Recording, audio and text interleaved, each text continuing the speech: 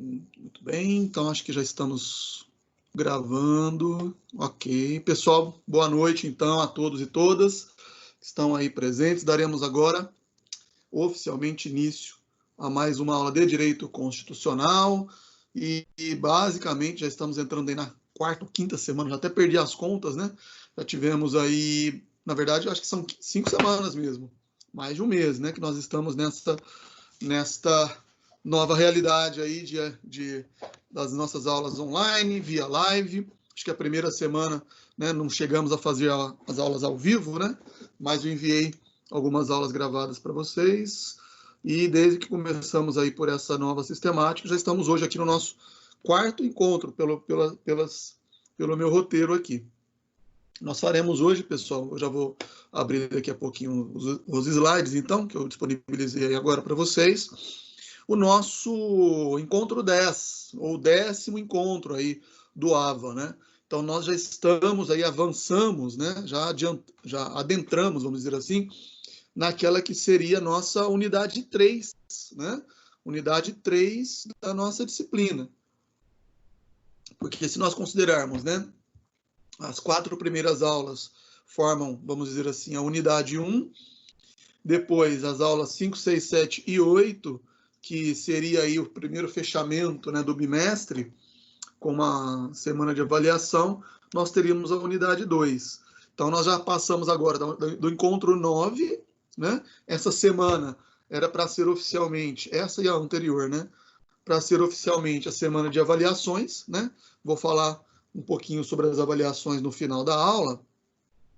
E como nós não tivemos, ou não estamos tendo, né? Essa semana de avaliações presenciais, então nós já avançamos aí para o nosso encontro 10, que já seria, então, unidade 3, a metade, né, vamos dizer assim, da nossa unidade 3, tá bom? Então, quem quiser, além dos slides, se vocês estiverem aí também com o AVA de vocês aberto, disponível, né, vou fechar o WhatsApp, que senão vai ficar apitando aqui. Mas se vocês abrirem aí o AVA, nós vamos começar a aula de hoje já vou até abrir aqui os slides para vocês entenderem qual que vai ser o roteiro da aula de hoje. Deixa eu fechar aqui também esse barulho aqui, senão eu vou ficar fazendo som de notificação. Vou abrir aqui os slides para já termos aí uma ideia do nosso roteiro de hoje, né? Então, vamos lá, ó. Então, live da quarentena, como já damos essas aulas. Encontro 10, do controle de constitucionalidade, vamos continuar com o controle de constitucionalidade, mas o nosso roteiro vai ser esse hoje, por isso que eu estou falando aqui do AVA, caso vocês queiram, né, acompanhar, ou se tiverem compilado todo o material, né, nós teremos então uma análise hoje do texto que estava disponível na pré-aula, que é o Neoconstitucionalismo e Moralismo Jurídico, se eu não me engano, desse autor, Dimitri Dimulis. O tema do nosso encontro de hoje, vamos dar sequência no controle de constitucionalidade, mas antes também vamos fazer uma rápida retomada desse ponto que nós vimos na última aula, que é o bloco de constitucionalidade, que foi o finalzinho da aula de hoje. Vou falar depois também dos trabalhos que estão pendentes, das avaliações, o que nós teremos aí pela frente, tá bom? Tanto de pós-aula quanto o exercício avaliativo que nós ainda teremos por essa semana, beleza? Não me deixe esquecer de falar sobre isso. Falo mais para o final da aula. Mas provavelmente essa informação já deve estar circulando, né? E ainda que não esteja, depois eu pretendo reforçar essas informações, tanto pelo grupo quanto também pelas publicações do ABA. Beleza? Então é esse o nosso roteiro de hoje, ó. Então vamos começar, né, falando sobre esse texto do Dimitri, que na verdade é uma resposta, né? É um contraponto ou até mesmo uma crítica ao texto anterior que nós comentamos do Luiz Roberto Barroso, que está lá na pré-aula do encontro 9, né? Esse texto aqui, só para deixar claro, ele está na pré-aula de hoje, né, do encontro 10, e depois vamos na sequência, né? Mas então vamos começar falando desse texto.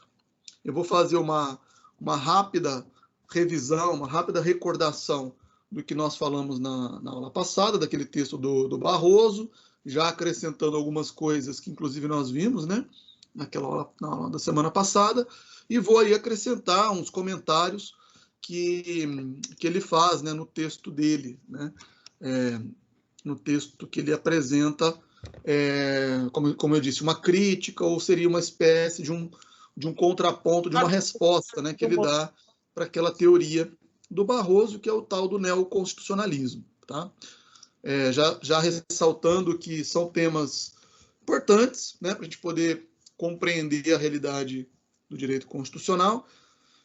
Vocês viram que na aula passada eu falei bastante disso, principalmente na primeira parte da nossa aula, né, antes do intervalo, e depois, claro, é que nós fomos tratar aí do tema em si, né, do controle de constitucionalidade.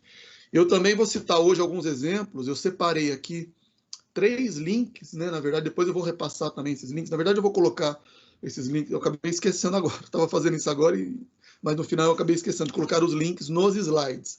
Se for o caso, eu coloco uma versão atualizada dos slides, já com o link, né, desses 3 artigos que eu quero mostrar para vocês também, que inclusive é um site que eu recomendo bastante, que vocês, se quiserem, né, sigam depois,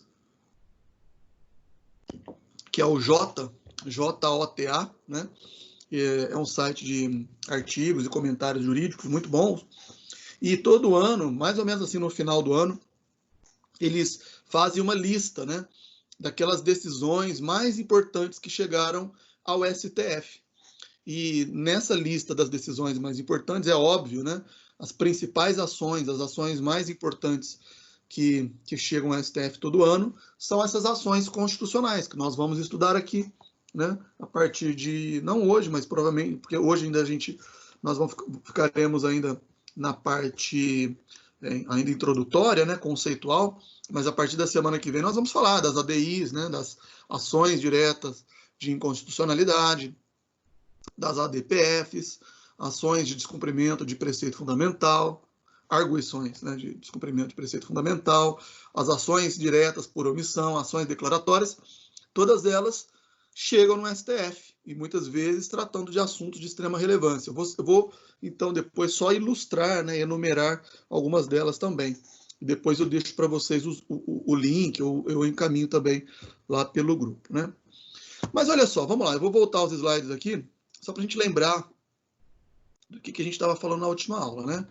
Então, só reforçando, eu vou tratar aí rapidamente, resumidamente, desse texto lá que foi escrito, né, pelo Luiz Roberto Barroso, e depois eu vou mostrar o contraponto, né, que é esse texto de hoje do Dimitri. Não sei se todos leram, né? A ideia é que vocês, claro, viessem para a aula já com esse texto lido, né, ou com ele um pouquinho fresco na memória, mas não tem problema. Se não leram, é importante que depois façam a leitura para até poderem acompanhar mesmo, entenderem as discussões que nós estamos travando aqui hoje em dia, né, no âmbito do direito constitucional. Acho que está aparecendo aí, não sei se está aparecendo para vocês o texto, né? Está aqui em Word.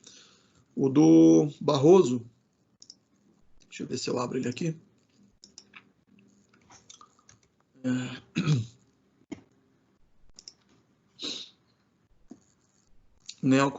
Neoconstitucionalismo. Do Barroso é o neoconstitucionalismo e constitucionalização do direito, o triunfo tardio do direito constitucional no Brasil. É aquele texto que começava com a frase, né, chega de ação, queremos promessas, né, do Barroso. Mas, enfim. Então, só lembrando, né, nesse texto, o Luiz Roberto Barroso, que hoje é ministro do STF, ele chama a atenção, né, para essa seria uma espécie, né, de um movimento novo, né, do constitucionalismo, por isso tem essa denominação, né, neoconstitucionalismo. Vou ficar ouvindo Yoda latindo aí. Yoda, para de implicar com os vizinhos aí. Então, o Luiz Roberto Barroso ele identificaria, como nós falamos na aula passada, essa nova vertente, vamos dizer assim, uma nova vertente do constitucionalismo, né? Vocês já sabem, constitucionalismo seria um movimento ideológico, movimento político, né? Que sempre buscou, né, trazer aí, de forma resumida, né, a ideia de limitação do poder. Então, seria por meio desse movimento constitucionalista, né, que nós teríamos mecanismos de limitação do poder. Desde a divisão dos poderes, que nós já vimos nas aulas passadas, passando também pela garantia e proteção dos direitos fundamentais, direitos humanos, que vocês já devem ter visto também em outras aulas com outros professores, né? E também chegando aqui, nesse ponto que nós estamos hoje, né? De buscar mecanismos de limitação das atuações dos poderes, né? Então, para evitarmos abusos do poder executivo, do presidente da República, né? Para evitarmos abusos no campo do legislativo, ou seja, situações em que o parlamento ele começa a extrapolar as suas funções, e inclusive também para que se evitem excessos, né, que podem surgir, podem ocorrer no campo da atuação do poder judiciário, ou seja, não interessa quais poderes nós estejamos falando, mas, né, do Estado de um modo geral.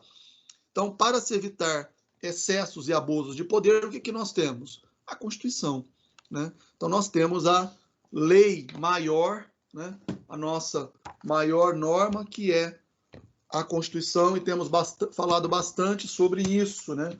Sobre a necessidade de valorizarmos e conhecermos, entendermos, estudarmos e defendermos, né, o máximo possível o texto e as normas e os valores constitucionais, né? Então, isso nós já temos falado aí bastante em todas as nossas aulas, e isso é uma decorrência, como também já dissemos várias vezes, desse movimento constitucionalista, que alguns autores, inclusive, vão identificar lá na antiguidade, né?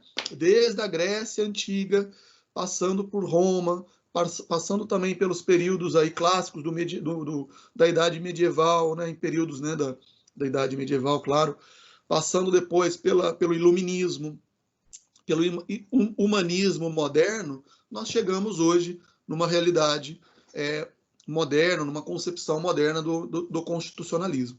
E o Barroso, e aí que voltamos no texto do ministro, que na época nem era ministro, né, quando ele escreveu esse texto, mas ele vai mostrar aí três grandes marcos que originaram o neoconstitucionalismo, né? Um marco histórico, teria sido pós-guerra, ou seja, todas as mudanças que surgiram, né, no mundo, todo mundo, principalmente, mas sobretudo no mundo ocidental, em razão dos horrores, né, do pós-guerra.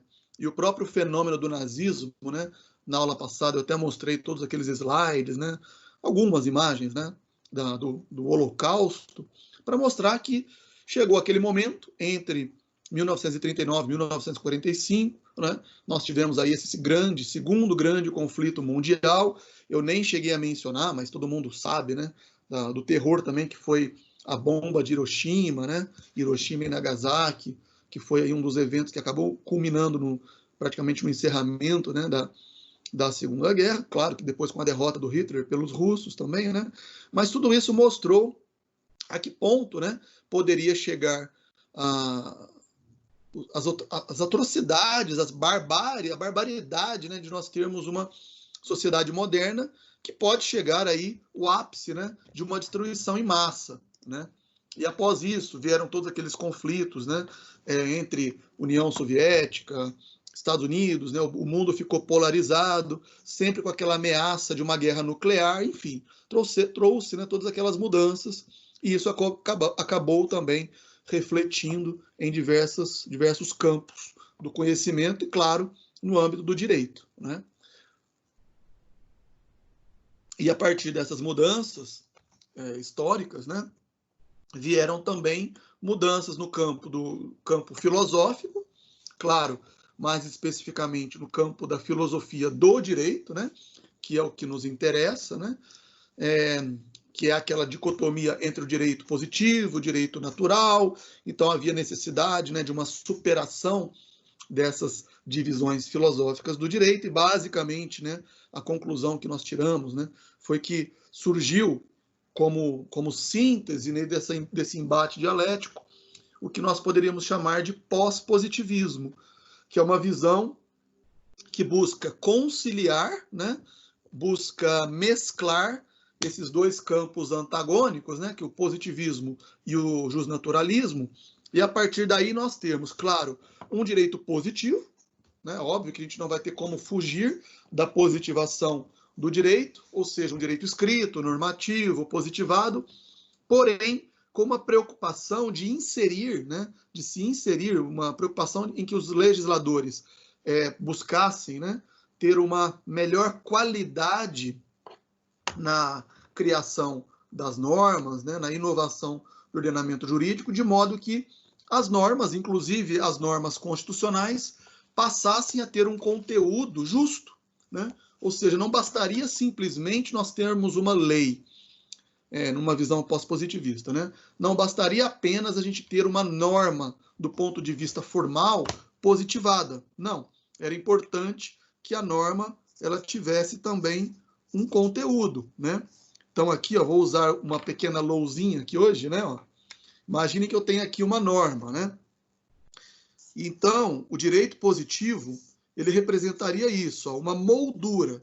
Eu vou simbolizar aqui como se fosse um quadro, né? Direito positivo, ele busca isso daqui, ó, uma moldura, né, para a norma. Ou seja, imaginem que essas bordas, né, que vocês estão vendo aí, como se fossem a borda de um quadro, seria uma forma. Eu preciso dar uma forma para uma determinada norma. O direito positivo ele sempre se preocupou com isso. Qual a forma? Qual é a forma? Qual é o processo? Qual é o procedimento para eu criar uma norma? E até então, nessa visão, claro, positivista mais simplista, né, a preocupação dos filósofos do direito sempre foram, né, uma preocupação científica de como se cria, como se processa a criação de uma norma. Não se preocupava tanto, ou talvez não tivesse aí tanta preocupação com o conteúdo. Mas, como eu disse, a partir do momento que nós... eu até vou usar outra cor aqui, se eu tivesse uma caneta, mas não estou vendo aqui uma caneta próxima. Tá, vou usar uma caneta azul. Né? Caneta azul daquela musiquinha. Caneta azul, né? Mas imagine que eu preciso, então, ó, além dessa moldura, desta forma, preencher esta moldura, ó, com um conteúdo. Eu vou colorir aqui, ó, de azul. Ó, né? Esse conteúdo seria uma noção o mais próximo possível de algo justo, ou essa busca por justiça. E essa preocupação de busca por justiça sempre foi uma grande preocupação no âmbito do direito natural, que muitos filósofos do direito entendem, na verdade, como aspecto da moralidade, essa relação, né, entre direito e moral. Beleza, estou resumindo aqui de forma bem sintética, né, o que seria essa, vamos dizer assim, essa dicotomia, essa divisão, essa diferença entre o direito natural e o direito positivo. E, segundo Barroso, voltando aqui ao texto do Barroso,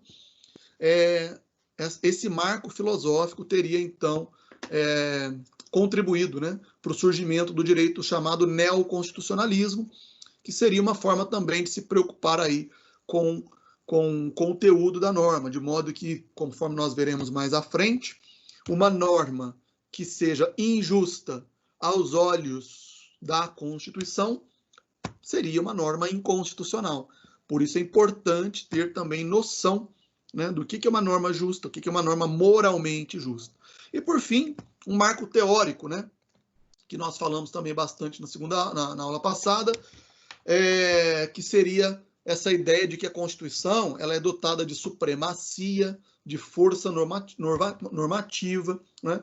E segundo Barroso, no texto dele, isso só teria realmente ganhado um maior relevo, né, uma maior importância a partir, então, do século XX, a partir dessas mudanças que vieram após a Segunda Guerra. Então, resumidamente, essas as ideias que o Barroso trouxe, né? naquele texto. Já é um texto, como eu disse, relativamente, não vou dizer antigo, né? Mas aí do final da década de 90 para os anos 2000, né? E ficou bastante conhecido. Barroso, antes de se tornar ministro, ele já era uma personalidade, né, vamos dizer assim, bastante conhecida, justamente por conta dos seus trabalhos, suas pesquisas, seus livros, né, nesse campo. Pois bem, aí, avançando aqui os slides, nós vamos chegar no texto de hoje, né, da nossa aula de hoje, que é de um outro professor também bastante consagrado, né, que é o Dimitri de Mulis. E logo que esse texto do Barroso ele passou a ser difundido, discutido, né, citado, porque muitos começaram, né, a considerar esse trabalho do Barroso, a citar esse trabalho, usar isso em outros livros, né, usar como referência. E só para vocês terem uma ideia, né, para não falar que nós estamos falando de qualquer pessoa, né, esse professor, o Dimitri de Mulis, ele é mestre em Direito Público pela Universidade de Paris de Sorbonne, né, Sorbonne, na França, né, doutor e pós-doutor em Direito pela Universidade de Sarre, na Alemanha, professor da Escola de Direito de São Paulo da Fundação Getúlio Vargas, professor visitante da Universidade de Panteão, da Universidade Politécnica de Atenas, ou seja, não é também aí qualquer um, né? Enfim, só para termos aí, mostrar que isso aqui é uma discussão realmente entre dois grandes pensadores, né, doutrinadores do direito. Vou dar essa consideração aí também para o Barroso, né? E o de Mulis, aí, o professor Dimitri de Mulis, ele já faz um destaque, né, para 3 características básicas que o Barroso indica como sendo características desse neoconstitucionalismo. E percebo que agora eu já coloquei esse novo, né, entre parênteses, porque isso aqui é para realmente chamar a nossa atenção, né? Porque basicamente é o que o Dimitri de Mulis vai fazer no texto dele. Será, né, a pergunta, né, que ele faz aí no texto, será que realmente nós estamos diante de um neoconstitucionalismo? Será que isso é algo assim tão novo, uma novidade, né, tão nova assim, como o Barroso quis vender, né, quis demonstrar no texto dele? E basicamente são 3 características desse chamado neoconstitucionalismo, né? Reconhecimento da força normativa da Constituição, expansão da jurisdição constitucional e uma nova interpretação constitucional. Então ele já começa a partir daí, ó. Ele vai dizer lá no texto dele, né? Para quem leu, ele basicamente vai dizer, olha, segundo Barroso, esse tal de neoconstitucionalismo, né? Esse tal de neoconstitucionalismo, ele tem essas 3 características. Primeiro, reconhece que a Constituição tem uma força normativa. E segundo Barroso, esse reconhecimento só teria surgido após a Segunda Guerra. Foi aquele primeiro marco histórico. Depois, segunda característica, né? Segunda característica seria expansão da jurisdição constitucional. O que é isso? Segundo também o Barroso, naquele texto dele,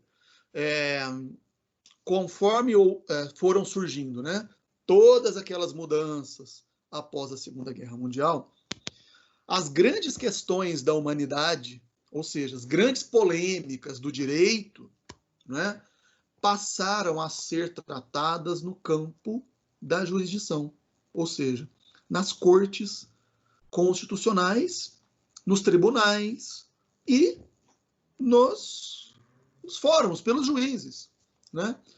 Ou seja, grandes polêmicas, né? Questões de Estado. E aí nós temos o próprio exemplo do nazismo, né?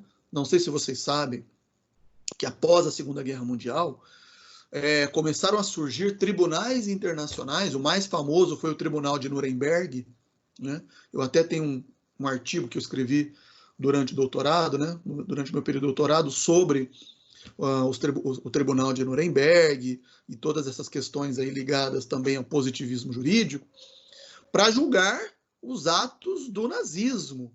E, não sei, tem documentários, tem filmes, né, sobre o Tribunal de Nuremberg. Depois eu até posso passar para vocês essas referências, né, essas dicas também de filme, né? E vejam vocês, o nazismo, os crimes de guerra, os crimes do nazismo foram levados a uma corte internacional, uma das primeiras e mais famosas cortes internacionais, né, para se julgar aqueles atos de um Estado, o Estado nazista, durante o período do nazismo, né? Muito bem. Então, houve, né, segundo Barroso, essa expansão da jurisdição constitucional, ou seja, tudo, basicamente todas as questões de maior relevância, inclusive aquelas que tocam questões de natureza política, né, são levadas ao campo do direito. E isso fez com que, primeira coisa, o judiciário passasse a ter uma maior importância, um certo protagonismo sobre os outros poderes, coisa que antes, segundo Barroso, não existia, né? Segundo Barroso, é uma característica do neoconstitucionalismo que os juízes passassem a ter um papel de preponderância sobre os demais poderes, ou seja, como se o poder judiciário, né, dentre os três poderes, ó, dentre aqui os três poderes, judiciário, executivo e legislativo, o judiciário passasse a ter maior relevância. Por quê? Até porque várias questões passaram a ser debatidas e jurisdicionalizadas, né?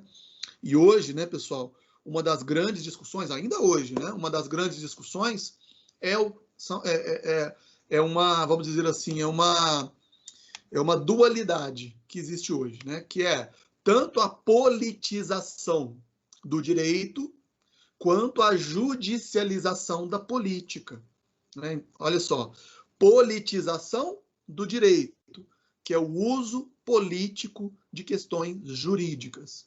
Isso é um fenômeno que acontece hoje.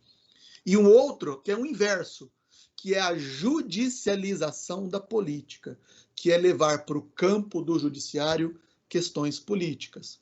Podem ver, né? As grandes polêmicas que nós tivemos aí no último ano, 2019, 2018, foram questões que eram para ser, vamos dizer assim, deixadas para ser discutida no campo da política e que foram judicializadas. Ações, processos inclusive de direito no âmbito criminal, né, que levaram aí a processos, mas que, claro, tem um fundo na política.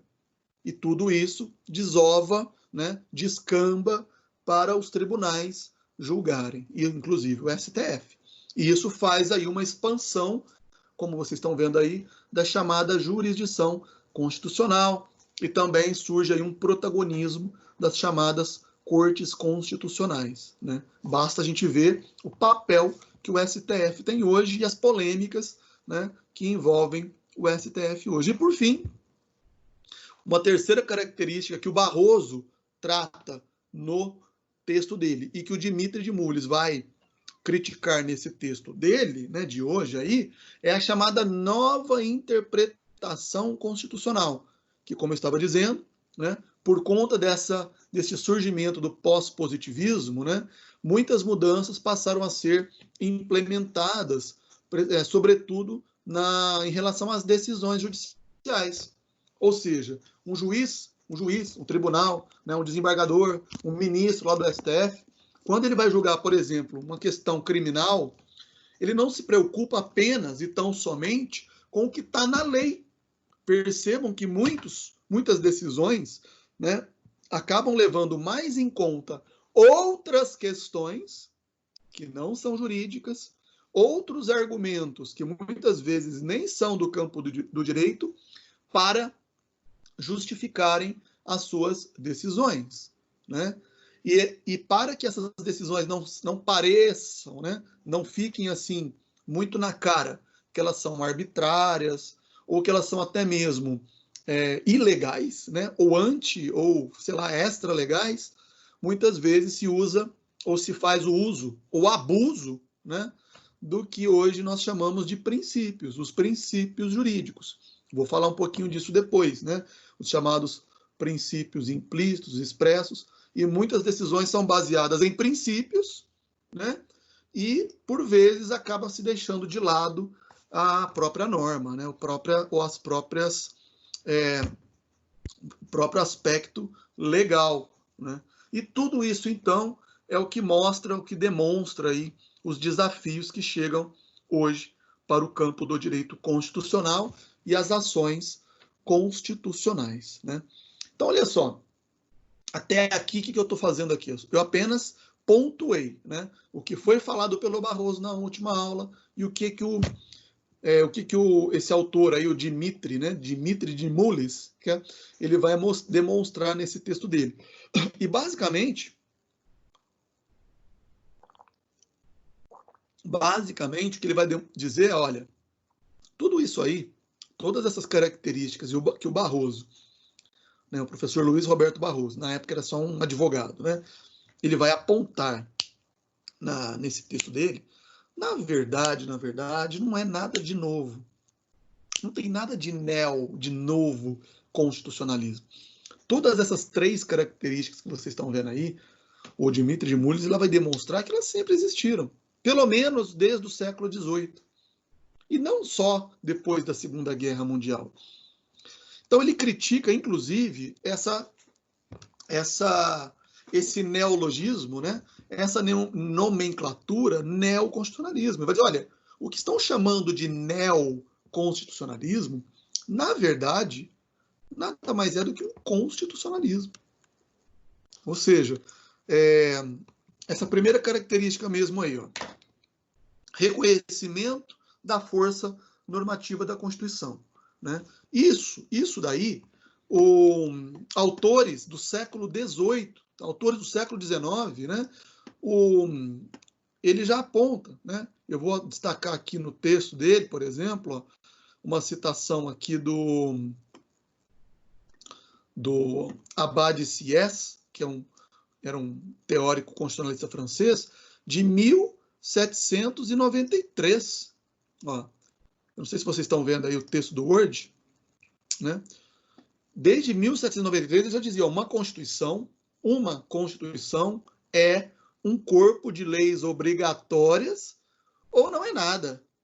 Ou a Constituição é obrigatória ou não é nada. Isso foi em 1793, século XVIII, né?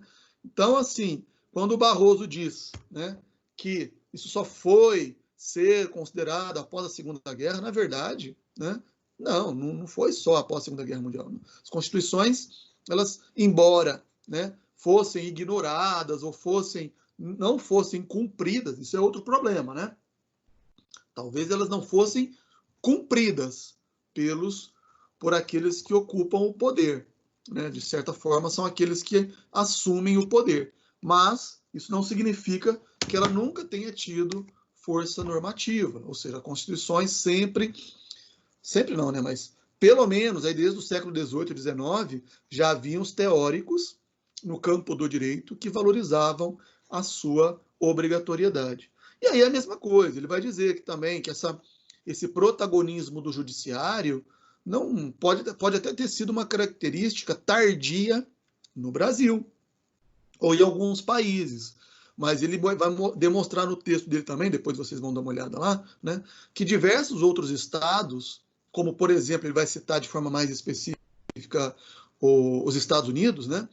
Os Estados Unidos já têm uma tradição de cortes americanas, de juízes americanos, como teve o famoso caso Marbury versus Madison, né, do juiz John Marshall, e isso foi no finalzinho do século XVIII, ele já julgando lá ações, né, de natureza política e dando valor à Constituição americana, dizendo que, olha, uma norma, uma lei que contraria a Constituição não pode ser aplicada, não pode ser reconhecida pelos juízes. Isso lá no século XVIII, finalzinho do século XVIII para XIX, né? Então, isso já existia também em alguns estados e, especificamente, nos Estados Unidos, essa tradição já havia. E, por fim, a chamada interpretação constitucional. E outra coisa, um detalhe importante. Quando o Barroso diz que existe esse protagonismo do judiciário, o Dimitri de Mulis vai chamar a atenção para isso daí, né? Que a gente tem que tomar muito cuidado, né? Que não adianta eu falar que o judiciário ele ocupe esse papel de protagonista. Isso é bom ou ruim, né? Ele vai perguntar, isso é bom ou isso é ruim? O judiciário tomar frente de determinadas decisões, né? É complicado, porque se o judiciário ele passa a assumir esse protagonismo e começa, por exemplo, a fazer o papel que caberia ao legislativo ou começa a interferir demais nas decisões do executivo, o que nós vamos criar, na verdade, é o quê? Uma desarmonia entre os poderes. E vai haver aí, obviamente, uma sobreposição, um avanço sobre competências de outros poderes. E basta ver aí as polêmicas que nós assistimos nos dias de hoje, né? Pessoal, inclusive, indo às ruas aí, como foi ontem, no domingo, aí, pedindo para fechar o STF, né? Para, sei lá, para derrubar o STF, um absurdo, claro, né? Isso nem se considera essa possibilidade aí, né? Mas mostra, de uma certa forma, uma certa indignação de certos setores da sociedade, de certos setores políticos, com certas posturas que determinados ministros do STF assumem, que o próprio STF acaba assumindo para si. E, muitas vezes, isso aí foi um abacaxi que o próprio STF, no caso, né, como Corte Constitucional, acabou chamando para si, entrando em certas questões que muitas vezes deveria ser de outros poderes, né? Então tem esse problema também da expansão do judiciário. E, por fim, né, ele vai também criticar aí essa questão que o Barroso vai identificar lá no texto dele, dessa necessidade, e é esse o problema, né? Necessidade de se buscar uma nova interpretação da lei, né? Como se isso não existisse antes, né? Como se isso também só tivesse aí aparecido após a Segunda Guerra Mundial. Como se certos teóricos do direito não entendessem que certas questões de natureza moral também precisassem ser analisadas, né, no campo jurídico, né? E aí o Dimitri Muniz vai dizer, olha, o Barroso está tratando isso também como novidade, mas na verdade, desde lá do século XVIII, XIX, o próprio Hans Kelsen, que é aí o maior teórico, né, do positivismo jurídico, até o Hans Kelsen entendia que certos casos, em certas medidas, né, existe uma certa abertura para a interpretação. E certas questões de natureza moral acabam interferindo na chamada interpretação da norma. Então, isso que é visto como sendo algo tão novo, né, novo, neoconstitucionalismo, por fim, a conclusão é essa, não é bem assim, né? Nós podemos falar num constitucionalismo contemporâneo, em novos desafios do direito, inclusive eu vou citar aqui algumas das ações aí dos últimos 3 anos, né, que chegaram até o STF, e é por isso que nós estamos discutindo isso agora, né, para mostrar que realmente existem questões, né, que não se resolvem apenas com uma leitura da lei, uma mera leitura do texto normativo.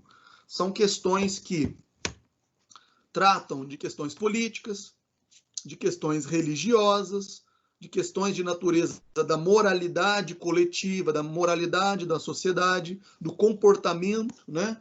Comportamento mais no campo conservador, comportamento mais no campo liberal, e todas essas questões chegam ao direito, chegam aos tribunais e precisam de uma solução pelo direito, né? E aí? E como que nós enfrentamos isso, né? Então são essas as discussões, esses os debates que esses 2 textos vão trazer e vão ajudar também a compreensão dos temas que nós analisaremos aí hoje, né? Tanto hoje quanto nas próximas aulas, tá bom? Eu gostaria, antes de avançar aqui, pessoal, eu fiz isso hoje de manhã, né? Da participação de vocês, né?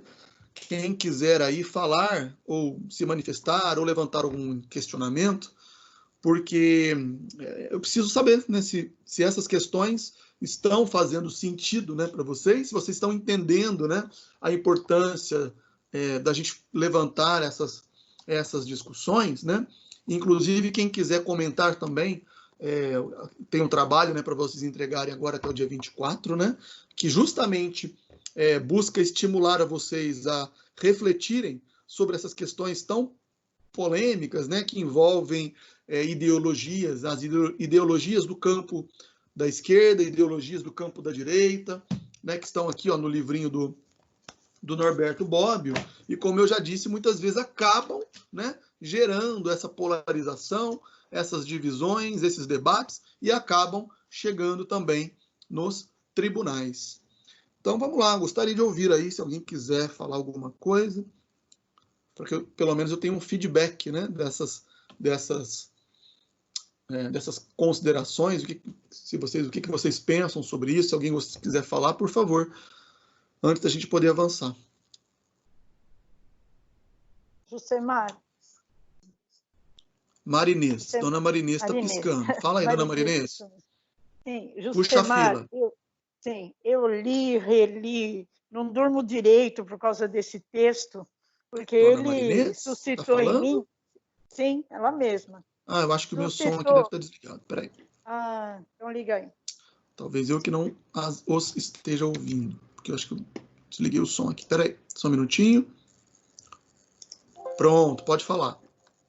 Sim, com relação ao texto para avaliação, eu leio ele praticamente todo dia, ele é muito desafiador. E muito o quê? Desafiador. Ah, desafiador, certo. Muito legal, muito orientador, bastante técnico, né?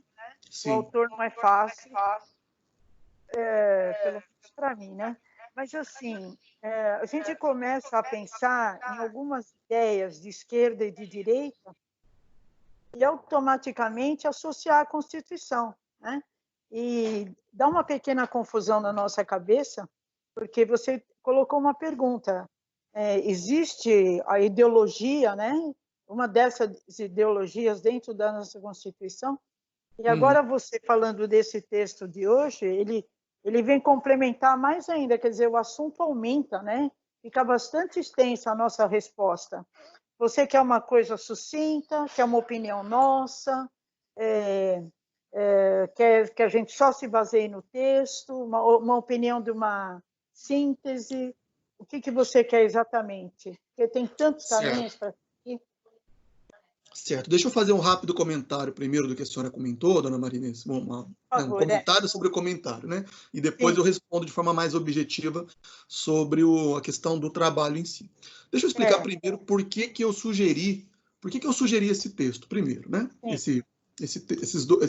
São dois capítulos, né? Primeira coisa, vamos lá. O Norberto Bobbio é um dos grandes pensadores, né? Na verdade, da ciência política, não só do direito, né? Mas ele tem grandes obras aí que eu recomendo que vocês procurem. Apenas se coloque o nome dele, né? Norberto Bobbio, vocês vão encontrar, por exemplo, um dos livros dele, clássicos, né? O Direito e a Era dos Direitos. Tem também um texto sobre ordenamento jurídico, um texto que ele fala do positivismo jurídico, ou seja, toda a teorização sobre o positivismo jurídico. Tem um livro dele só sobre isso, né, falando sobre ordenamento jurídico. E um livro que eu sempre gostei bastante foi esse, né? Um dos primeiros livros que eu li sobre essa questão, essa distinção política, né? E o Norberto Bobbio, ele é italiano, né? O próprio nome já remete, né, a referência à sua origem italiana. E a Itália, conforme talvez vocês já saibam também, historicamente, foi um dos países que receberam, assim, sofreram, né, uma das maiores divisões no campo político, que foi o surgimento do fascismo, né? Logo também ali no período da Segunda Guerra, com Mussolini assumindo o poder, e as ideias do fascismo, né? O fascismo, aquela ideia de ter a força da coletividade, né? De se buscar a união em torno de um país, de um nacionalismo, né? De uma hegemonia, que é muito próximo do nazismo. Isso. Por isso que o nazismo e o fascismo... Igualdade e igualitarismo, né? Isso, o igualitarismo. Só que a igualdade não se confunde com o igualitarismo. Né? Esse que é interessante no texto. Né? Uma coisa é você buscar a igualdade, outra coisa é você buscar o igualitarismo, que é aquela igualdade que é forçada, né? Que é colocada de goela abaixo, aquelas coisas que realmente certos posicionamentos políticos acabaram assumindo. Né? E por isso viraram ditaduras, né? Ditaduras de esquerda, tanto quanto das ditaduras de direita, né? Então, por que esse texto? Justamente por conta disso, para que nós tenhamos uma base mínima e, sobretudo, uma base que seja o mais próximo possível da Constituição e do direito, né, para que a gente possa se posicionar, né? Porque hoje em dia, sobretudo para quem está aí acompanhando, né, questões no âmbito das redes sociais, das mídias sociais e tudo mais, toda hora essas questões surgem, né? Ah, porque eu sou de esquerda. Ah, porque eu sou de direita. Ah, não, porque isso aí que você está defendendo, essa sua ideia aí, por exemplo, de defender os direitos humanos, não sei o que lá, isso é coisa da esquerda. Quando, na verdade, no que nós estamos falando aqui, nada mais é do que aquilo que a própria Constituição diz, né? Ou, às vezes, o embate vai para outro campo, né? Que é do conservadorismo e do liberalismo.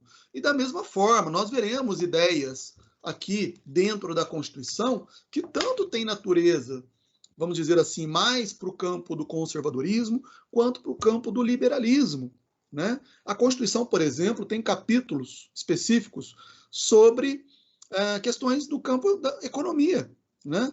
A intervenção do Estado, incentivo também ao campo, a investimentos públicos no campo privado. Isso é um campo dentro do aspecto econômico do capitalismo, né? Então, percebam que todas essas questões têm em comum um aspecto jurídico, um aspecto e a importância e a contribuição do direito. Então, por isso, sobretudo também essa razão, só para concluir, de eu ter indicado esse texto, né? Porque seria um parâmetro... Não, ele é muito legal. Sim, é que eu queria te perguntar se eu posso mencionar no meu trabalho a ideologia democrática da nossa Constituição associado a esses dois textos. Claro. Então, aí posso eu ia... fazer isso? Pode. Então, aí que eu ia falar, né? Eu não delimitei... Eu gostei muito da ideologia da Constituição. Eu estou tentando colocar essas outras duas ideologias, sabe? No trabalho. Claro, eu já vou falar também sobre isso. Mas, o que eu sugeri, né? Na verdade, eu não delimitei, assim, com muita objetividade, o número de linhas, nem nada, mas justamente para dar essa liberdade para vocês, né? Fazerem. Agora, o que é uma resenha? O que é importante numa resenha? É vocês pegarem os pontos, vamos dizer assim, principais, né? Destacar aqueles pontos principais do texto e sobre esses pontos principais, vocês mesmos formularem algumas reflexões, né? Tá bom. E aí, a dica que eu dou também é que que eu já posso dar para quem ainda não concluiu o trabalho, é vocês observarem, que o Norberto Bobbio, ele faz uma relação, né? O campo da esquerda mais relacionada com a igualdade, o campo da direita mais relacionado com a liberdade.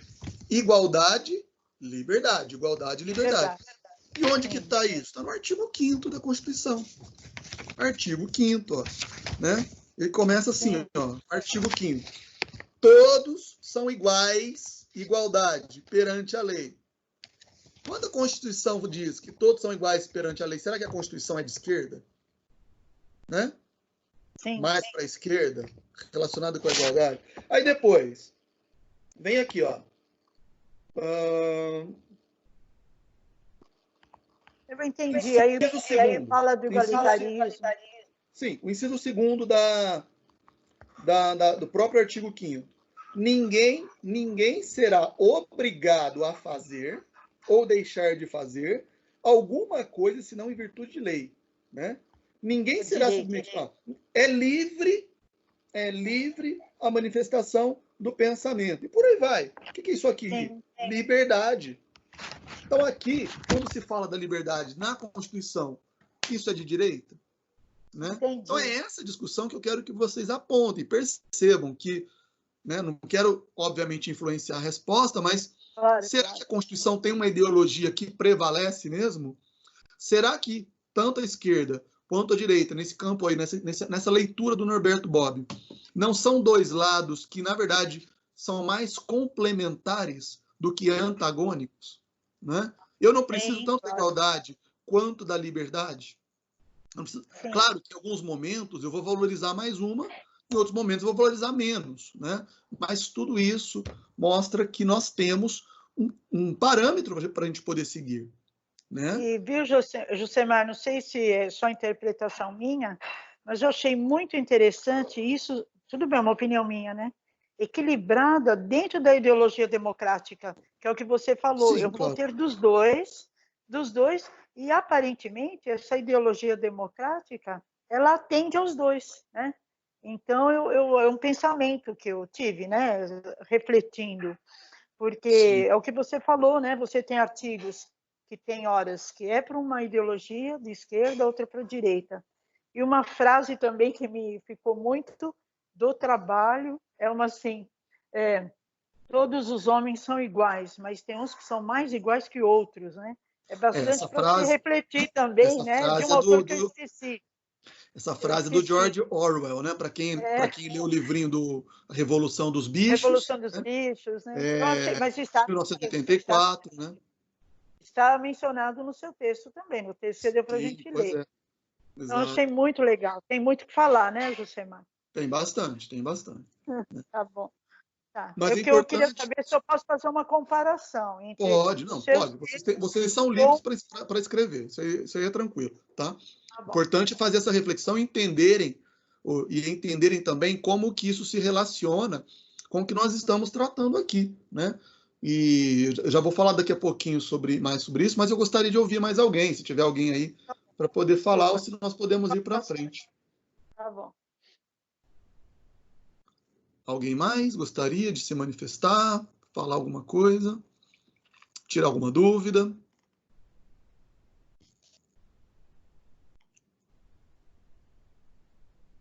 Nada, gente. O povo tá mudo, hein? Ei, ai. André. André tá tossindo, André? Ou quer falar alguma coisa? André? André Moura. Oi, tá tranquilo, tá tranquilo. Tá tranquilo, então. Beleza. Eu só vou fazer, então, um último comentário e a gente faz um intervalinho, tá? Eu queria mostrar para vocês aqui, ó. Eu estava falando para vocês, né, que depois eu vou dar uma dica do site para vocês olharem, que é o site J. E, claro, tem uma lista enorme, né? Mas as ações mais importantes dos últimos 3 anos do STF, eu enumerei aqui os 3 últimos anos, 2017, 2018 e 2019. Só para vocês entenderem, inclusive, por que nós estamos falando, né, do controle de constitucionalidade, por que essas discussões aí, se existem realmente um novo constitucionalismo, quais que são os desafios desse mundo novo, dessas mudanças, né? Olha aí, em 2017, eu só destaquei uma ação importante, né? Mas se vocês pegarem depois, né, lá no link que eu vou passar para vocês, se eu não me engano, eles colocaram 25, né? 25 ações. Deixa eu ver se eu abro aqui o link. Vocês estão enxergando aqui a internet? Ó? Cadê?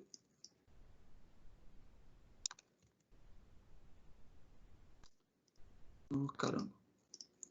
O negócio aqui está atrapalhando aqui.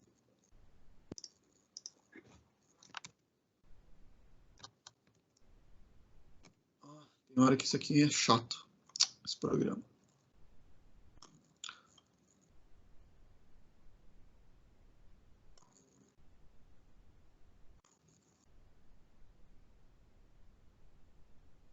Ué, cadê? Aqui. Oh, meu Deus, fica... Tá aqui, pronto. As 25 ações, as 25 decisões, né, mais importantes. Vocês estão vendo aí? Estão vendo, pessoal? Ou não? Para mim não aparece. Para mim também não. Aparece só os slides? Está apresentando um slide só, professor. Ah, então tá bom. É porque eu acho que só o slide que está sendo projetado. Mas foram 25... esse site, o J, né?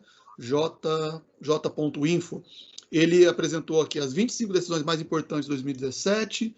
Depois ele fez uma lista das 20 decisões mais importantes de 2018 e depois aqui de 2019 ele colocou os julgamentos, não sei quantos que foram os mais importantes de 2019. Mas, enfim, eu separei só alguns, né? Só para a gente poder ter uma ideia do que chega, né, lá no STF, quais decisões que acabam, muitas vezes, chamando mais atenção. E essa primeira aí de 2017 foi uma ação direta de constitucionalidade, por isso ADC, né, número 41, que tratava das cotas, né, cotas em concursos públicos para os negros, né? E nessa decisão, deixa eu voltar aqui, ó, nessa decisão, essa é uma só, tem várias outras, ó, muitas ações penais, né? Ação sobre delação, teve a denúncia do Temer, que também foi uma decisão que eles colocaram aqui na lista, mas eu quis dar uma ênfase maior nas ações constitucionais que nós vamos estudar mais à frente. E essa das cotas para negros, né, o STF ele declarou que a Lei 12.990 de 2014 é uma lei que faz uma reserva de 20% das vagas em concursos para pessoas, né, consideradas ou identificadas como negra ou de etnias negras, né? E o STF considerou, então, que essa lei é constitucional, né? Isso aqui é só um exemplo de uma ação. Depois eu vou dizer por que eu estou citando esses exemplos, né? Depois, em 2000 e... Oi, pode falar. Repete a lei para mim, por gentileza. Lei 12.990, de 2014. É uma lei que trata da atribuição de cotas em concursos públicos. 12.990. Foi considerada constitucional, ou seja, teve uma ação, né, que mostrou que havia certa controvérsia, né, e até hoje essa questão é polêmica, né, sobre as cotas em universidades, cotas em vestibular, em concurso público, né, e tem essa lei, 12.990, de 2014, ou seja, já é antiguinha aí, né, vamos dizer, já tem 6 anos a lei, né, e ela estabelece esse número mínimo de vagas. O que o STF entendeu? Que é constitucional, que é possível, sim, haver essa reserva de vagas e que isso, vamos dizer, se o STF entendeu que é constitucional, ele entendeu que as cotas elas estão de acordo com o princípio da igualdade, o princípio da liberdade no campo constitucional, né? Beleza. 2018, eu coloquei 2 exemplos, né? Uma foi relacionada com a delação premiada no âmbito da Polícia Federal, foi a DI número 5.508. Percebam vocês que tem muitas questões que são realmente ligadas, né, ao âmbito processual, criminal, né?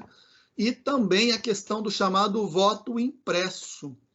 Foi uma decisão, né, numa ADI, ação direta de inconstitucionalidade, essa ADI número 5.889. Né? Então, basicamente, resumidamente, deixa eu pegar aqui, ó, com relação à delação premiada, ó, deixa eu abrir aqui. O que o STF entendeu? Entendeu que, cadê aqui? A maioria dos ministros entendeu que a autorização feita, né, seria as delações negociadas pela Polícia Federal. Havia aqueles que entendiam que só o Ministério Público, né, só os promotores ou procuradores da República poderiam fazer negociações para colaboração, delação premiada, e que isso não poderia ser feito pela Polícia Federal. O que o STF entendeu? Que a possibilidade da polícia, da PF, da Polícia Federal, fazer acordos de delação premiada é constitucional, não fere a Constituição, né? Então, isso acabou sendo uma decisão aí de grande importância, porque ampliou a possibilidade, né, de haver as decisões relacionadas a colaborações premiadas. E com relação ao voto impresso, né, essa decisão foi bastante polêmica, porque isso era uma bandeira, né, defendida inclusive pelo presidente, né, atual presidente da República. Se eu não me engano, existiu, né, inclusive uma dos poucos projetos de lei que ele aprovou, né, nos 30 anos como deputado, foi justamente essa ideia do voto impresso. E aí, eu não sei exatamente, aqui não menciona quem que foi que ingressou com a ação, né, mas o STF entendeu, né, que o voto impresso, tá aqui, ó, deixa eu só ler aqui o pedacinho.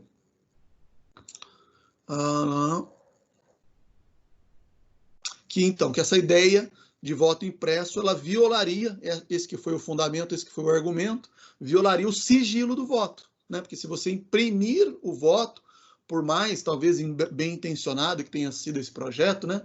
A ideia de você fazer talvez uma maior fiscalização, né? Existe toda aquela paranoia, né, de que as urnas eletrônicas, né, elas podem ser fraudáveis, né? E aí, em tese, você tendo o voto impresso, isso garantiria, né, vamos dizer assim, uma maior segurança. Mas, na verdade, por outro lado, conforme houve essa decisão aí do STF, né, segundo o fundamento das decisões, isso poderia prejudicar o sigilo do voto, né? E realmente é complicado isso, porque quem que ficaria responsável, né, por guardar, vamos dizer assim, essas listas, né?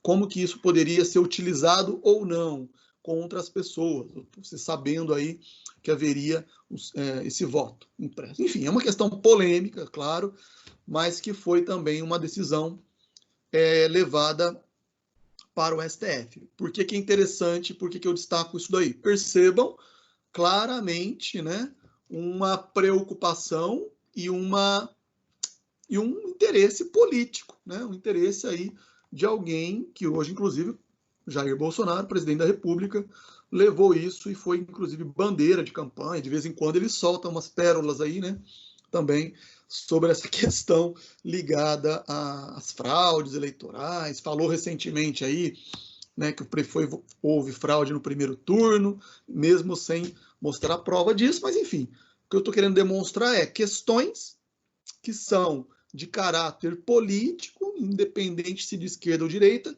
que acabam sendo levadas aí para o campo da decisão dos tribunais. E em 2019, uma outra questão, aí bastante polêmica, né, foi a equiparação da homofobia e da transfobia ao crime de racismo, né? Foi a ação direta de inconstitucionalidade por omissão, número 26, né? Então, o STF foi levado aí a discutir se homofobia, transfobia é crime.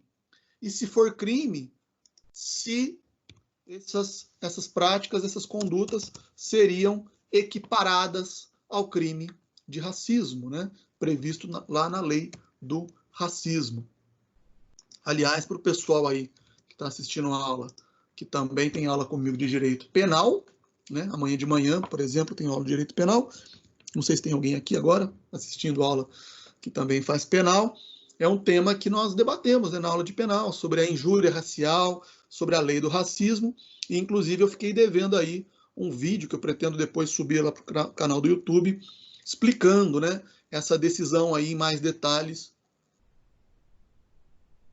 sobre a equiparação, tanto da homofobia quanto da transfobia ao racismo. Pessoal, o que eu quero mostrar para vocês aqui com esses 3 exemplos, né?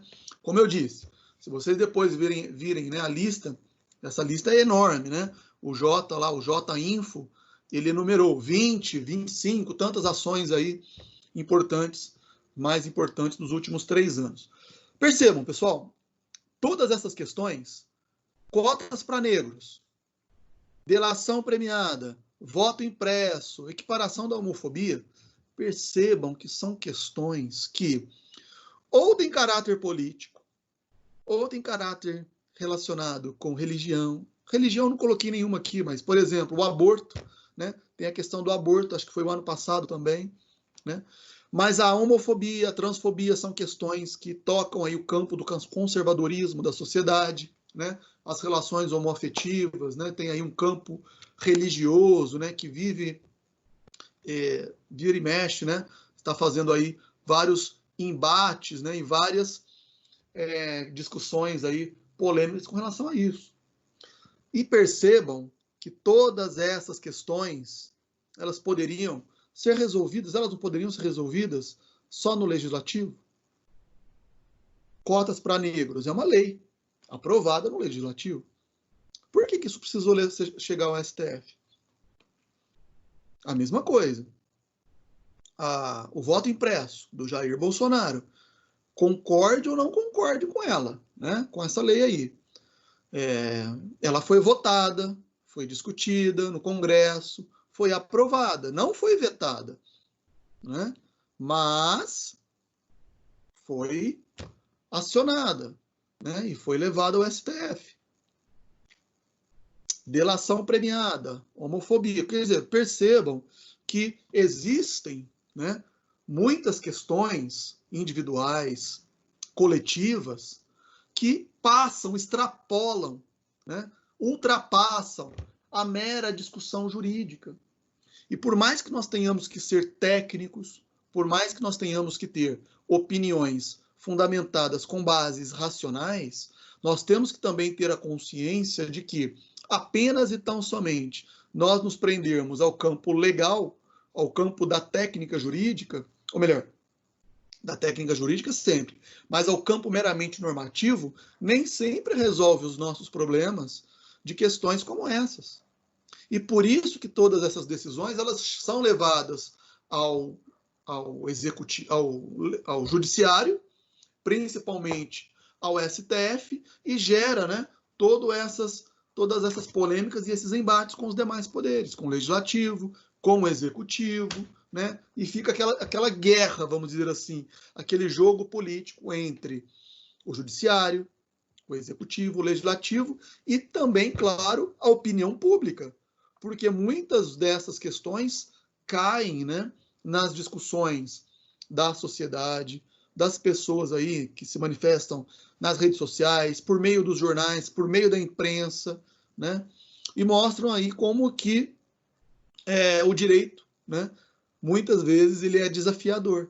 E nós temos que ter, claro, uma abertura para todas essas análises, né? Não adianta a gente ficar aqui, ó, preso, fechado, né, com a nossa visão apenas e tão somente jurídica, sem entender, né, esses conflitos que envolvem a igualdade, a liberdade, tanto no campo da esquerda quanto da direita, e, para não dizer de outros campos, como eu já falei aqui, no campo da religião, no campo da moralidade, e como é que muitas vezes nós temos que dar uma resposta para isso, né? E esse é o grande desafio nosso, de nós que pensamos o direito, que vemos o direito de forma crítica.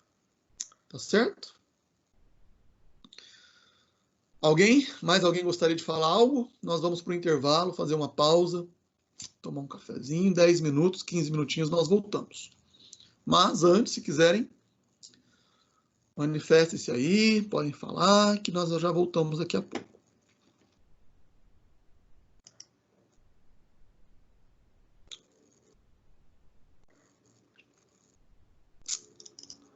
Vamos então para o intervalo e já voltamos, pessoal. Até daqui a pouquinho.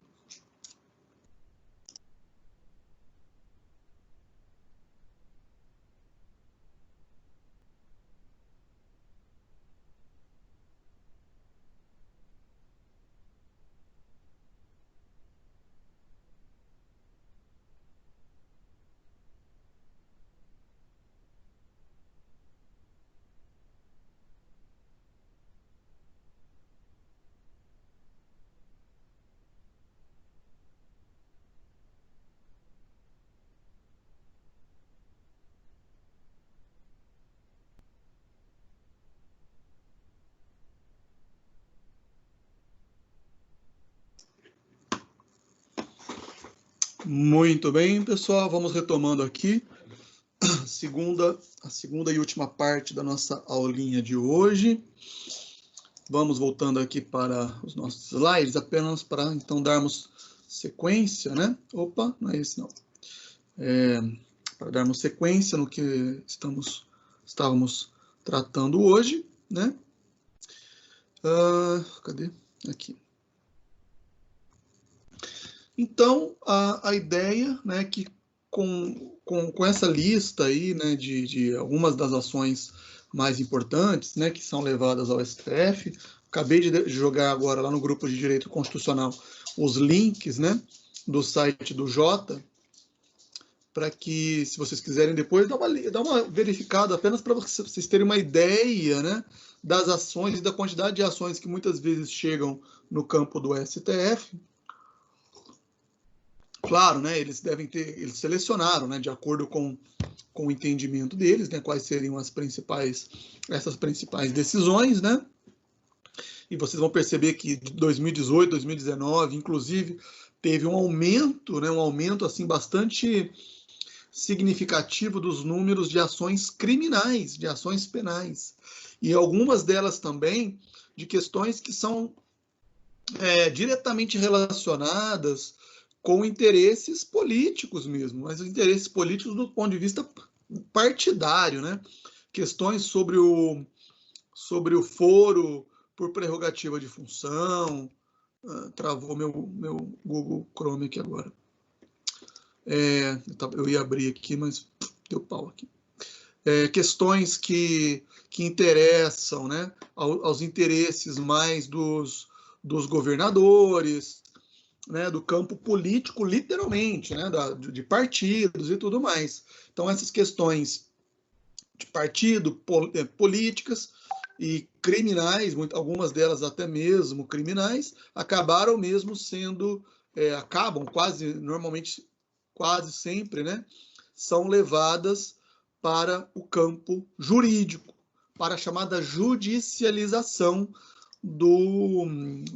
da política, né? Ou a politização do direito, enfim, aqueles fenômenos que eu disse, né?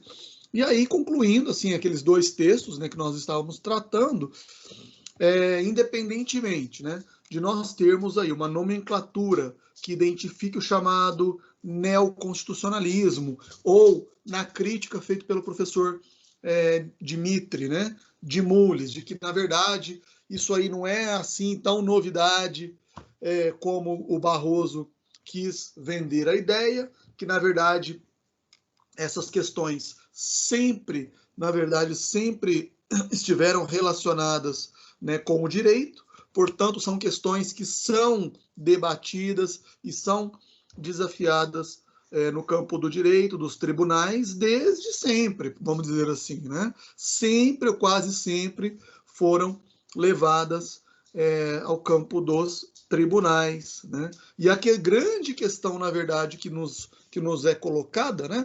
E daqui a pouco, por isso que é importante que a gente tenha consciência disso, porque daqui a pouco nós vamos falar das ações constitucionais, é como serão feitas e como serão dadas as decisões pelos tribunais nessas questões, né? Então, como exemplo aí, cotas raciais, né, a questão mesmo da transfobia, a questão do aborto, que ainda não foi decidida, mas vai ser em algum momento, a questão, por exemplo, relacionada com a liberação da maconha, né, tantas questões aí que são polêmicas e que também são defendidas por um campo político, por outro campo político, né?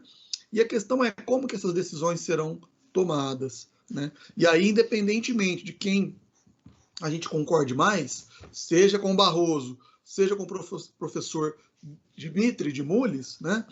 O fato é, o importante, talvez o mais importante, né, do que nomenclaturas, né, se é um neoconstitucionalismo ou se é um constitucionalismo, é sempre nós estarmos aí balizados pela Constituição, pelo fundamento na Constituição, né? E vejam só, o Barroso hoje é ministro, né? O ano passado, eu não coloquei aí como decisão mais importante em 2019, né? Mas, sem dúvida, uma decisão que causou bastante discussão foi a prisão em segunda instância, né? Aliás, essa questão da prisão em segunda instância, ela está nessa lista aí de 2019, deixa eu ver aqui, ó, que eu passei aí para vocês do site do Jota, né? E o Barroso, ele se manifestou sobre a prisão em segunda instância. Barroso, como constitucionalista, ele se posicionou pelo texto da Constituição, que é aquele que prevê que a prisão só será considerada em definitivo após o trânsito em julgado, ou ele foi favorável à prisão em segunda instância, que inclusive contraria a Constituição? Barroso foi favorável à prisão em segunda instância, né? E quais que os argumentos que ele utilizou? Depois procurem os argumentos dele. E aí teve aquela briga lá com Gilmar Mendes, né? Aquele xingamento, você é uma pessoa terrível, não sei o que lá, com traços de psicopatia, né? Teve aquele bate-boca, aquele arranca-rabo, né? Do Barroso com Gilmar Mendes. E aí eu desafio vocês, dê uma procurada nos relatórios, né, nos votos dos dois ministros. Pega o voto do Barroso, compara com o voto do Gilmar Mendes. Independente de vocês concordarem com um ou não, independente de vocês concordarem com a tese da prisão em segunda instância ou não, analisem os votos e me digam depois. Depois, se vocês quiserem, me procurem. Fala, professor, eu li os dois votos. Li o do Barroso, eu li o do Gilmar Mendes. Eu comparei os dois. E aí eu quero que vocês me digam qual foi mais técnico, qual que se pautou por argumentos realmente racionais, pautados pela Constituição e pela lei. E qual dos dois que ficou, né, dando mais ouvidos para o clamor público, para o que a turba ensandecida da sociedade defende nas ruas, do que o campo jurídico defende. Não estou dizendo, pessoal, que o que é dito pelo povo, né, o que vamos dizer assim, manifestado, né, pela coletividade esteja errado. Mas temos, às vezes, que tomar muito cuidado com a opinião pública, dependendo da onde que a onda leva, né? A opinião pública. E aí é outra pergunta, né, que cabe aqui no âmbito do direito constitucional. Será que os tribunais, será que os juízes, será que os ministros, eles têm que julgar ouvindo, dando eco, né, dando relevo para o que tudo, né, surge aí na mídia e nas vozes dos clamores públicos, né? Será que um juiz, quando ele julga, ele tem que olhar para a Constituição? Será que ele tem que olhar para os doutrinadores? Será que ele tem que olhar para a lei? Ou dar ouvido aí, né, para que as pessoas, os leigos e os comuns, por mais que vivamos na democracia, claro, né, e se deva considerar também a opinião pública, ou será que devemos dar ouvidos para isso, né? Sempre que eu lanço essa pergunta, e independente da gente ser religioso ou não, né, independente de sermos cristãos ou não, o exemplo que eu sempre volto é o mesmo. O julgamento de Jesus Cristo. Acho que a maioria aqui, ou é cristão, ou é católico, ou evangélico, conhece um pouquinho da Bíblia, já ouviu falar, né, do julgamento de Jesus Cristo. E estava lá, né? Todos os elementos que nós estamos falando aqui, ó, numa aula de direito, esteve presente no julgamento de Jesus Cristo. Nós tínhamos a lei, né? Nós tínhamos uma acusação contra um indivíduo, Jesus Cristo estava sendo acusado de cometer crimes ou de cometer algum tipo de subversão da ordem social da época, né? Jesus Cristo era um indivíduo lá que incomodava as elites religiosas e poderosas daquele período, né? Existia aquela acusação, né, dele de se autoproclamar, né, o filho de Deus, e que ele seria o rei dos judeus, né? E isso, obviamente, aos ouvidos, né, de certas elites, poderia ser algum tipo de ameaça de revolução social. Todo mundo mais ou menos sabe onde que a história terminou, né? Foi levado primeiro a julgamento por Herodes, e ele não quis abrir mão, falou que aquilo ali não era da jurisdição dele, não era da competência dele, isso era um problema dos judeus e que ele não ia se meter.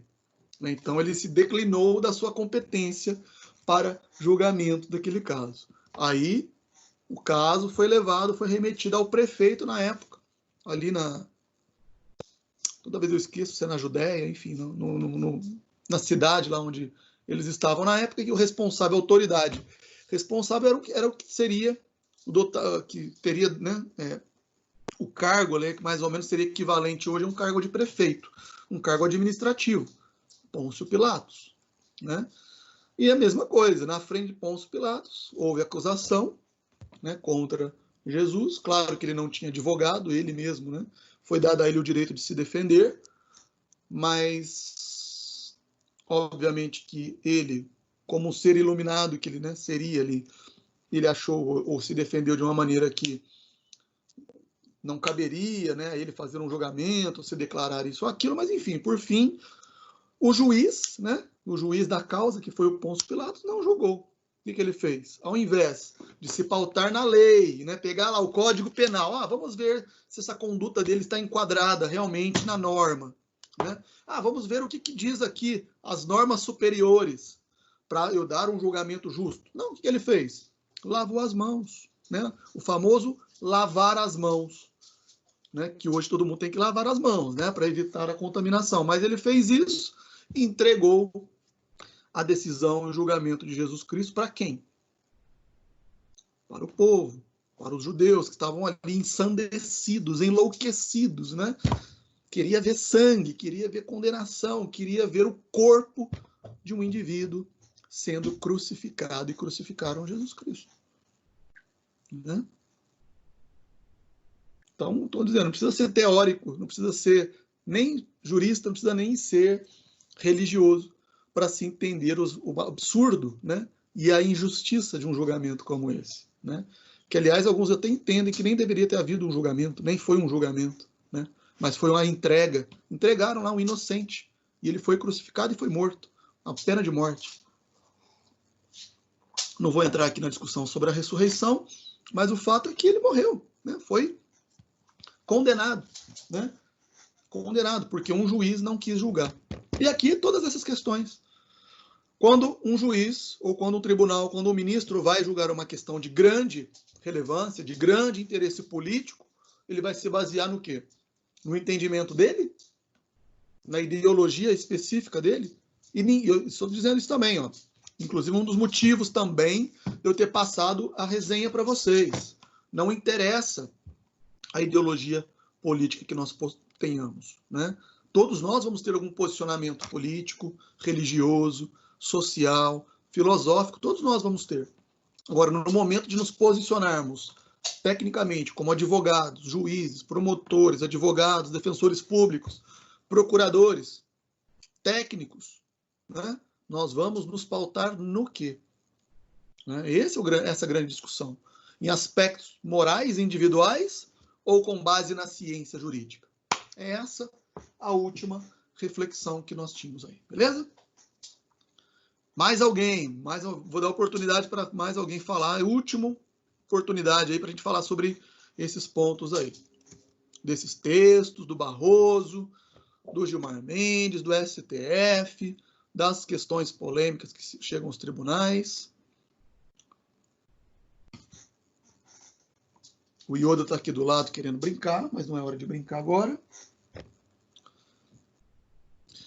Muito bem, pessoal. Então, vamos avançar aqui, vamos concluir a nossa aula de hoje. Os últimos pontos que nós teríamos aqui, então,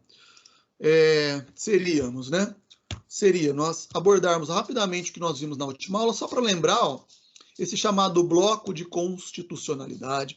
Então, olha só, independente de qual seja essas ações, como vocês estão vendo aí, né, que eu separei algumas das mais importantes, é preciso partir de um parâmetro de julgamento.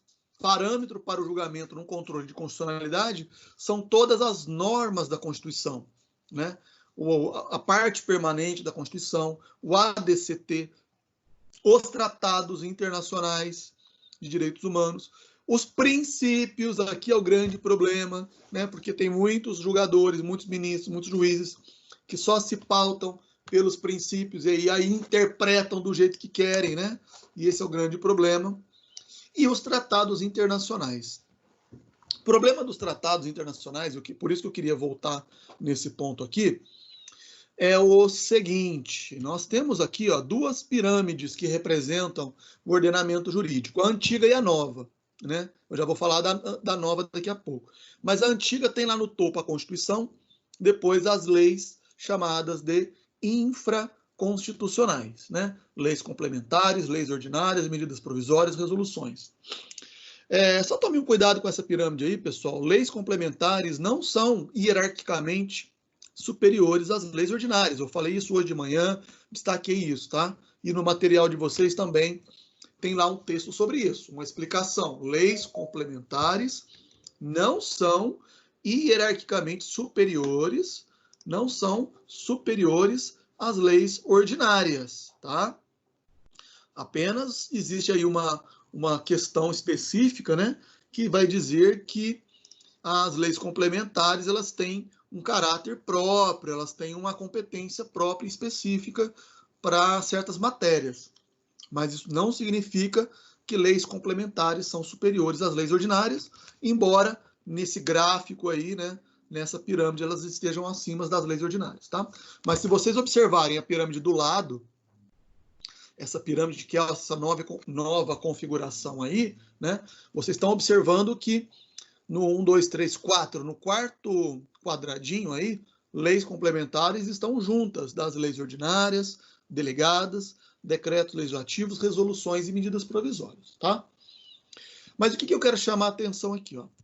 Percebam que no bloco de constitucionalidade, eu coloquei aqui em terceiro lugar, tratados internacionais de direitos humanos. Ó o coronavírus chegando. Que forem aprovados por 3/5 em 2 turnos.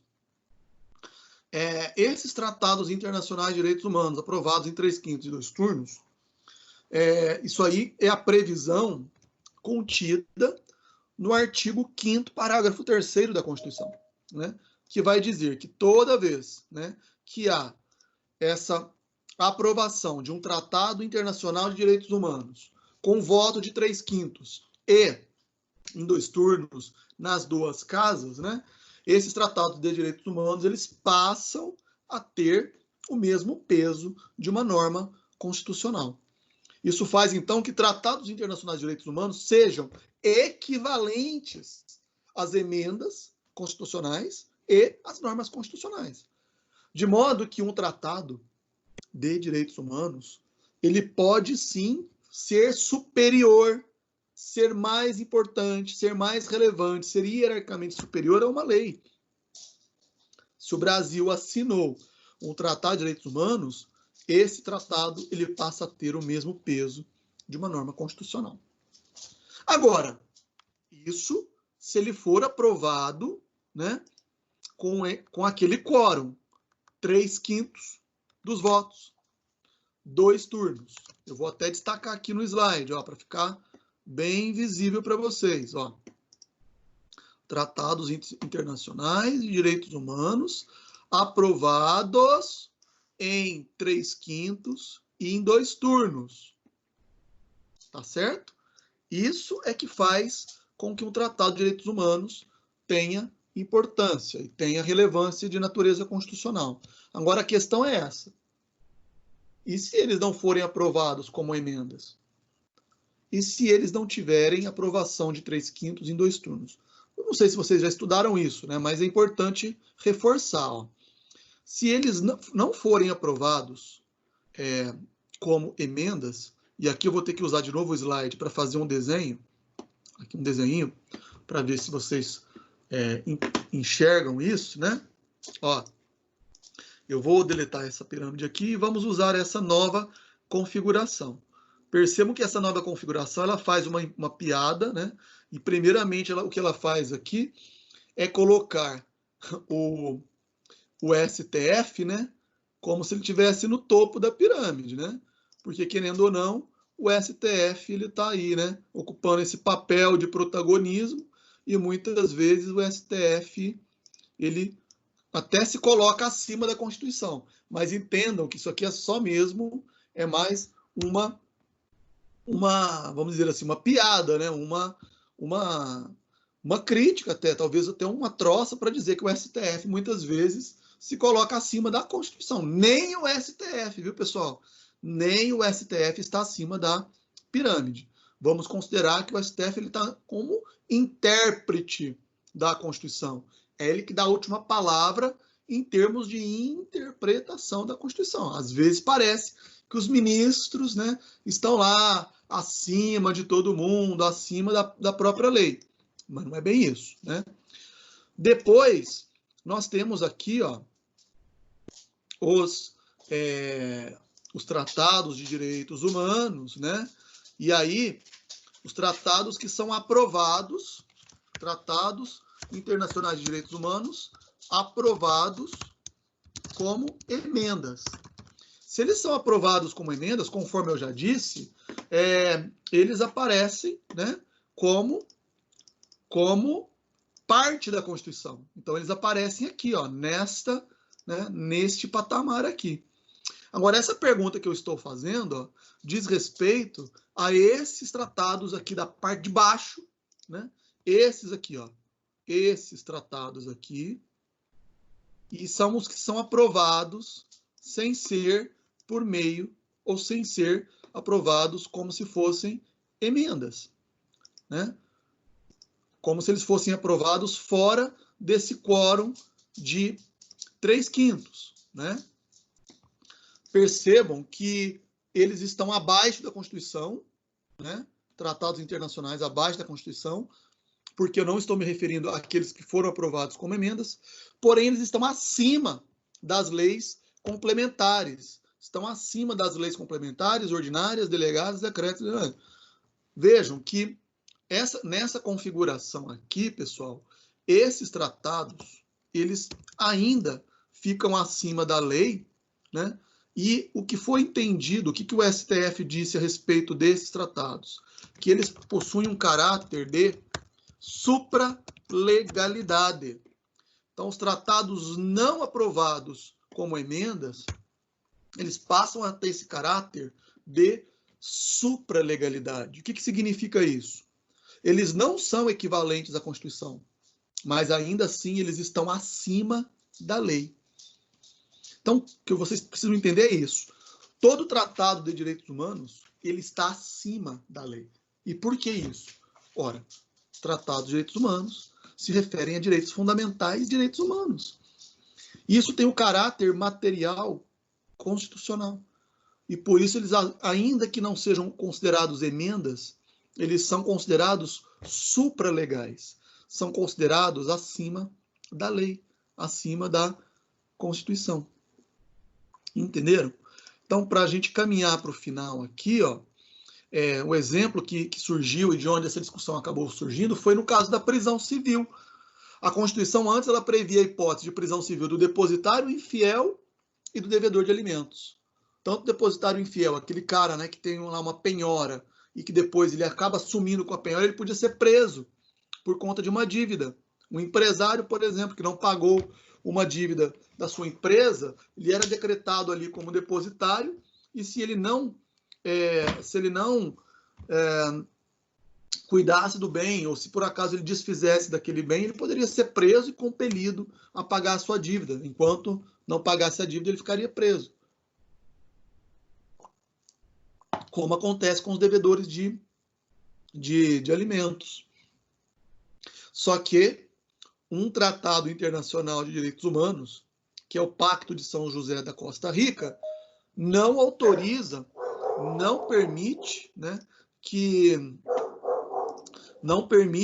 essa prisão seja efetuada.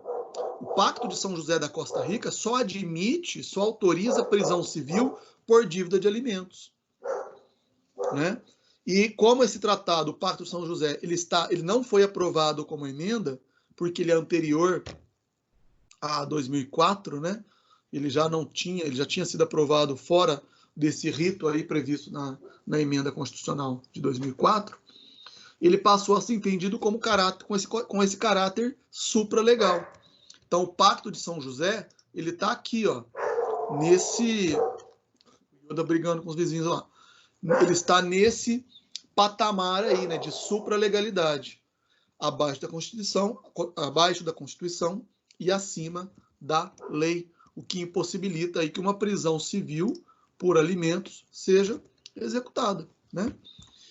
E tanto isso se tornou importante que o STF também transformou essa proibição da prisão civil em súmula vinculante. Isso lá em 2009, já tem mais de 10 anos aí esse entendimento. Súmula vinculante número 25, né, com base no reconhecimento, né, de que os tratados internacionais têm esse papel aí, essa importância no controle também da constitucionalidade. Por fim, pessoal, eu vou encerrando a aula aqui, ó. Eu quero que vocês depois apenas se preocupem com o estudo, né, dessas classificações que está no material de vocês. Então, existem as chamadas ações constitucionais por ação, por omissão, também com relação à norma ofendida, né, pode ser atingido tanto o aspecto material quanto formal da Constituição. Quanto à extensão, eu posso entender que uma lei inteira é inconstitucional ou uma lei apenas parcialmente constitucional. Aqui só um alerta, cuidado para não confundirem a inconstitucionalidade parcial com o veto presidencial parcial. Eu falei isso em uma das nossas aulas lá atrás, né, nossas aulas presenciais, que o presidente, quando ele veta um determinado artigo de lei, ele tem que vetar o artigo inteiro, o parágrafo inteiro, o inciso inteiro. Ele não pode fazer veto parcial de uma palavra, de uma expressão. Tá certo? Agora aqui é diferente. No controle de constitucionalidade, eu posso sim declarar uma palavra, uma palavrinha só, uma única palavra pode ser inconstitucional. Eu não preciso acabar, não preciso eliminar, invalidar todo um artigo. Não, eu posso utilizar uma única palavra. Por exemplo, vou dar um exemplo para vocês. Acho que eu já citei, né, inclusive em aulas passadas, sobre imunidade. Estou lembrando aqui que a aula de imunidade eu ainda não subi para o AVA. Tenho que colocar no AVA depois para vocês. Mas vocês vão ver lá na aula sobre imunidades, né? Não, eu devo ter falado isso na aula de penal. Eu já estou confundindo, pessoal, as aulas. Mas, enfim.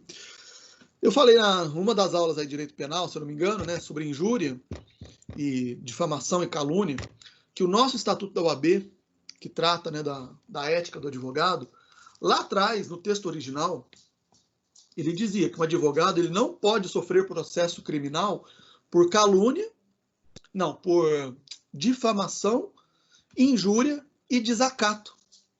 Lá atrás, o Estatuto ele dizia isso, né, que o advogado ele era imune ao processo criminal por difamação, por injúria e desacato. Só que uma associação de magistrados, a AMB, se eu não me engano, Associação de Magistrados Brasileiros, né, ela entrou com uma ação de inconstitucionalidade contra esse artigo. E o que o STF considerou? Que a palavra, só a palavrinha do crime de desacato era inconstitucional. O que eles fizeram então?